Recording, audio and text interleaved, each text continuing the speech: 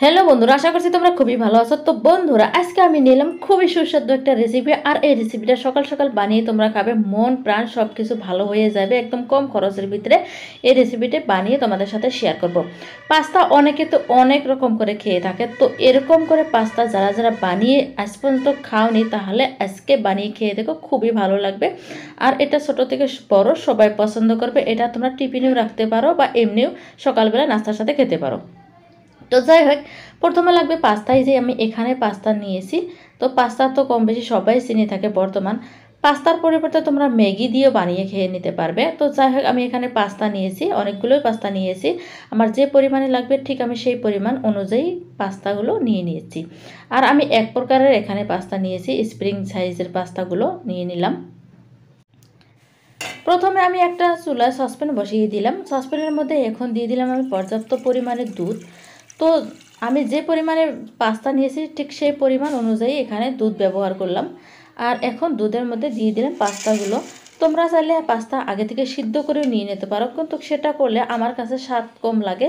সেই জন্য আমি শুকনো পাস্তাগুলো দুধের মধ্যে দিয়ে দিলাম। আর এখন দিয়ে দিলাম আমি পর্যাপ্ত পরিমাণে চিনি। যে পরিমাণে চিনি লাগবে, আমি যে পরিমাণে মিষ্টি খাবো ঠিক সেই পরিমাণ অনুযায়ী চিনি দিয়ে দিলাম। এখন দিয়ে দিলাম সামান্য পরিমাণে নুন। তো আমরা মিষ্টির মধ্যে নুন খাই, সেই জন্য নুন ব্যবহার করলাম। এখন ভালো করে নাড়াচাড়া করব, কারণ প্রথম অবস্থায় নাড়াচাড়া না করলে তল থেকে লেগে ধরে, আঠালো আঠালো হয়ে যায়। তো সেই অবস্থায় অনবরত নাড়তে হবে। আর এখানে যে দেখতে পাচ্ছ সামান্য পানি নিয়ে নিলাম। পানির মধ্যে দিয়ে দিলাম 1 চামচ শুকনো চাউলের গুঁড়ো। এটা দিয়ে দিলাম যাতে ঘনত্বটা বেড়ে যায়। তোমরা যদি পাতলা করে খেতে চাও তাহলে পাতলা করে খেয়ে নিতে পারো। তো আমি ঘনত্বটা বাড়ানোর জন্য চালের গুঁড়ো সামান্য পরিমাণে ব্যবহার করব। এই যে আমি 1 চামচের মধ্যে হাফ চামচ ব্যবহার করলাম, যাতে বস্তুটা আটালো হয়ে যায়, পাস্তাগুলো আটালো হয়ে যায়। তো বন্ধুরা, আরেকটা কথা বলে নিচ্ছি, তোমরা যদি আমার চ্যানেলে নতুন হয়ে থাকো, তোমাদের সুন্দর হাতের আঙুল দিয়ে কোনো দ্বিধাবোধ না করে, কিপটামি না করে, একটা সুন্দর হাতের আঙুল দিয়ে সাবস্ক্রাইব করে দাও। ভিডিওটা ভালো লাগলে লাইক করে দিও। আর নোটিফিকেশনের ঘন্টাটা অন করে রাখো, যাতে এরকম ভিডিও তুমি সবার আগে পেয়ে যাও।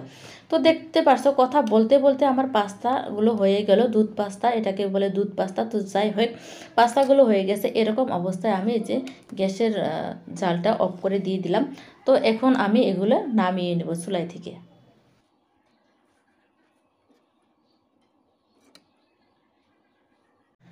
অন্য একটা প্লেটের মধ্যে আমি আজরিয়ে দেখিয়ে দেবো। দেখতে পাচ্ছ বন্ধুরা, কত সুন্দর হয়েছে না? এটা খেতে কিন্তু খুবই দারুণ।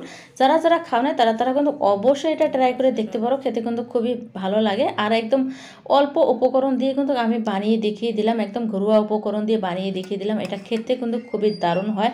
কম উপকরণ হলেও কিন্তু খেতে ভালো লাগে। তোমরা অবশ্যই ট্রাই করে দেখবে। তো যাই হোক, আমি ভালো লাগার জন্য যে উপর দিয়ে দিয়ে দিলাম কিছু কাঠবাদাম। তো এই যে কাঠবাদামগুলো আমি ভালো করে কেটে নিয়েছি, সেগুলো দিয়ে দিলাম। তো যাই হোক, তোমরা চাইলে কাঠবাদামের পরিবর্তে অন্য বাদামও দিয়ে দিতে পারো, বা যে কোনো বস্তু, কিশমিশ, যে কোনো বস্তু ভালো লাগার জন্য দিয়ে দিতে পারো। তো এই যে দেখতে পাচ্ছ বন্ধুরা, পাস্তাগুলো সম্পূর্ণ হয়ে গেছে। এখন আমি এগুলো খাবো, পরিবেশন করব। তো যাই হোক বন্ধুরা, খুব কম সময়ের ভিতরে যে আমি তোমাদের সাথে এই রেসিপিটা শেয়ার করলাম, রেসিপিটা কেমন লাগলো কমেন্ট করে কিন্তু তোমরা অবশ্যই জানাবে। ভিডিওটি যদি ভালো লাগে লাইক শেয়ার কমেন্ট করে দিবে। তো আজকের মতো তোমাদের থেকে বিদায় নিচ্ছি। আবার আসবো কোনো নতুন রেসিপি নিয়ে। তত টাইম তোমরা সুস্থ থাকো, ভালো থাকো, আমার পাশে থাকো সব সময়।